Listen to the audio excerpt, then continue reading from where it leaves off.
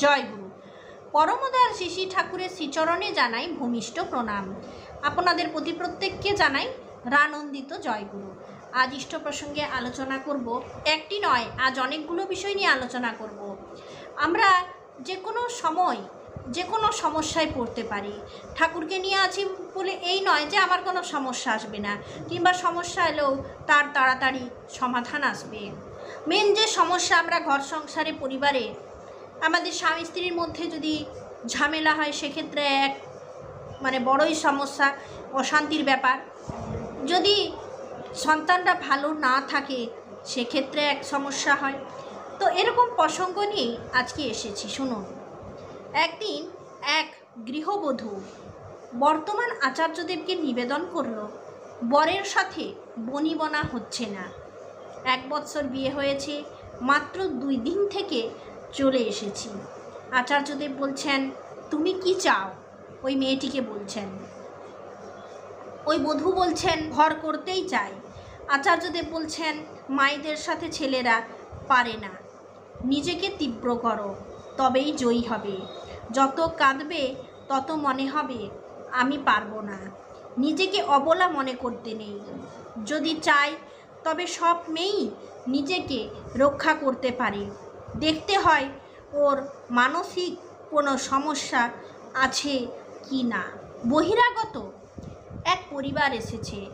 আজকে শুধু আপনারা নিবেদনগুলো শুনুন, হয়তো এই নিবেদনের সঙ্গে আপনাদের কিছু মিল হতে পারে। অবশ্যই শুনুন। বহিরাগত এক পরিবার এসেছে।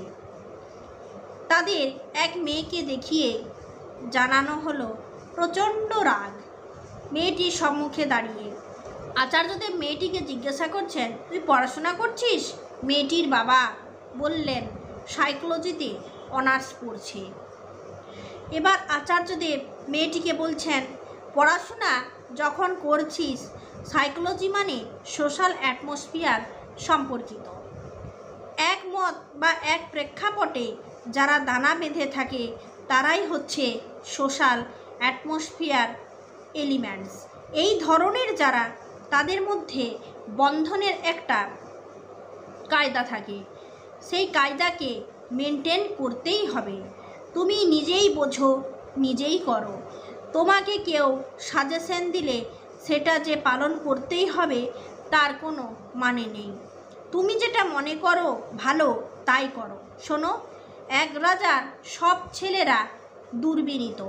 সেই রাজা এক পণ্ডিতকে ধরলেন, তাকে বললেন যে ছেলেগুলোকে একটু মানুষ করে দিতে হবে। সেই পণ্ডিতের কাছে ছেলেদের পাঠালেন। পণ্ডিত এরপর ছেলেদের বলছেন, যাও ওই গাছের পাতাটা চিবিয়ে দেখো তো। গল্পটা শুনুন কেমন, আর কিসের সঙ্গে এখানে তুলনা হলো। গাছের পাতা চিবিয়ে দেখে বীজ তেতো, মুখ বিস্বাদ হয়ে গেছে। তখন তারা রেগে লাঠি সোঁটা যা পাচ্ছে তাই দিয়ে ওই গাছটাকে মারছে, বলছে উপড়ে ফেল। তা দেখে পণ্ডিত বলছেন, গাছটাকে মারলে কেন? বলে, এই ছোট গাছ এখনই এত বিষাক্ত, বড় হলে না জানি কি হবে, কত লোকের ক্ষতি করবে, তাই মেরে খতম করতে চাইছি। তখন পণ্ডিত বলছেন, তাহলে তোমাদের অবস্থাও তো তাই। তোমরা ছোট বয়সেই এত দুর্বিনীত, বড় হলে না জানি কি হবে। দেশের মানুষ তোমাদেরও এরকমভাবে উপড়াবে। ঘটনাটা বুঝতে পারলেন তো? কাহিনীটি বলে আচার্যদেব বলছেন, সেই শুরু হলো জ্ঞান দেওয়া। সেই জ্ঞানের সম্ভারই হলো আমাদের দেশের উপনিষদ। আচার্যদেবের এই গল্পকথার মধ্যে মেয়েটি সহ পরিবারটি সমাধান পেয়ে খুশি হয়ে উঠলেন। এক মা তার স্বামীর বিষয়ে অভিযোগ জানিয়ে বললেন, নাস্তিক টাইপের মানুষ, হয়তো ঠাকুরের ওপর বিশ্বাস নেই। এরকম ঘর সংসারে একটা থেকেই থাকে, আমাদেরকেই তাদের সাথে অ্যাডজাস্ট করে নিতে হয়। তো কাহিনীটি আচার্যদেব বললেন, সেই সঙ্গে শুরু হলো জ্ঞান দেওয়া। সেই জ্ঞানের সম্ভারই হলো আমাদের দেশের উপনিষদ। আচার্যদেব বলছেন, নাস্তিক বলে কিছুই নেই। তাতে মাটি বললেন, উনি উল্টো পথে চলেন, তার জন্যে আমি তাকে ঠাকুরের কথা বলতে চাই না, বোঝাতে চাই না। আচার্যদেব বললেন, বোঝানোর দরকার নাই, আপনার বুঝটা তাকে ততটুকুই দেন যতটুকু সে নিতে পারবে। এবার মাটি তার মেয়েকে দেখিয়ে বললেন, আমার মেয়েকে একটু আশীর্বাদ করে দেন। আচার্যদেব বললেন, সন্তানকে মানুষ করাটা মা বাবার উপর নির্ভর করে। ধরা যাক একটা নদী বয়ে চলেছে, নদীর গতির শেষ সীমা সমুদ্রে, অসীমে। নদী যে বয়ে যায় তার দুই পাড় বেঁধে রাখে নদীকে, তাই সে অসীমে গিয়ে পৌঁছায়। যদি পাড় না থাকতো তাহলে তো নদী প্রবাহিত হয়ে চারিদিকে প্লাবনের সৃষ্টি করে বিপত্তি ঘটাতো। বাবা মা সেই দুই পাড়ের মতো, নিয়ে যান সন্তানকে অসীমের দিকে। নিজে জিজ্ঞাসা করলেন, সে তার মাকে ভালোবাসে? ওই মা বললেন, হ্যাঁ। আচার্যদেব বললেন, তার বাবার প্রতি টান শ্রদ্ধা আছে? ওই মা বললেন, হ্যাঁ। আচার্যদেব বললেন, তাহলে সে মানুষ হবে, আর আপনারা চেষ্টা করবেন অসীমকে ভালোবাসতে। অসীমকে তো ধারণা করা যায় না, তাই অসীম যেখানে সীমায়িত হয়ে রন সেই ব্যক্তিকে আমরা খুঁজে বেড়াই। মানুষ এইভাবেই চলে, তখন সেই সসীম ব্যক্তির মধ্যে অসীমের প্রকাশ ঘটে। সেই সসীমকে ধরে আমরা অসীমের দিকে যাই, এগিয়ে চলেন, আনন্দে থাকেন, দুর্বলতাকে প্রশ্রয় দেবেন না। জীবন তো এগিয়ে চলার জন্য চড়ইবতী। এক মা ছেলের অবাধ্যতা নিয়ে কথা বললেন। কতগুলো নিবেদন হলো বলুন তো? প্রথম নিবেদন হলো, বরের সাথে বনিবনা হয় না, মেয়ের খুব রাগ, ছেলে কথা শোনে না, অবাধ্যতা।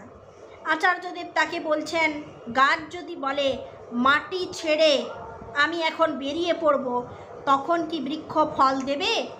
তাকে মাটিতে থাকানোর কার্যে লিপ্ত থাকো, বারবার বলতে থাকো, চাটাল পাথরের উপর দিয়ে জল ক্রমাগত যেতে থাকে, জলের নিজের কোনো ক্ষমতা নাই, কিন্তু প্রবাহিত হতে থাকে।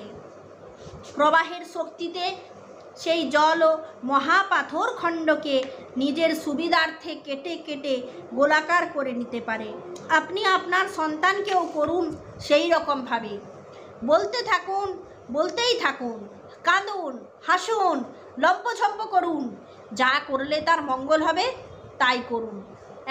এক পরিবারের অভিযোগ, বাচ্চা ভীষণ জেদি। আচার্যদেব বলছেন, বাচ্চা তো জেদি হয়ে ভূমিষ্ঠ হয় না, বাচ্চা নির্মল মৃত্তিকার মতো, সব বাচ্চাই নির্মল মৃত্তিকার মতো।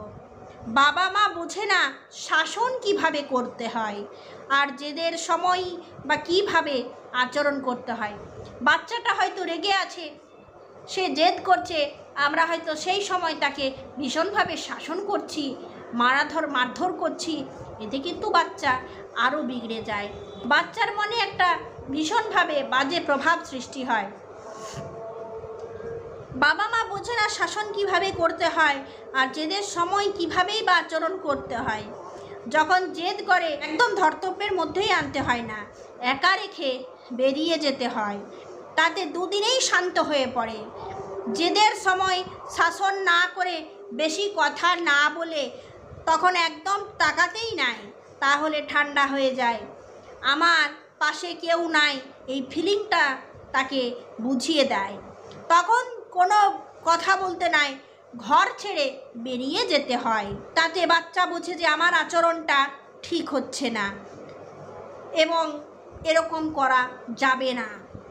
এরকমভাবে আচার্যদেব বহু সমস্যার সমাধান দিলেন।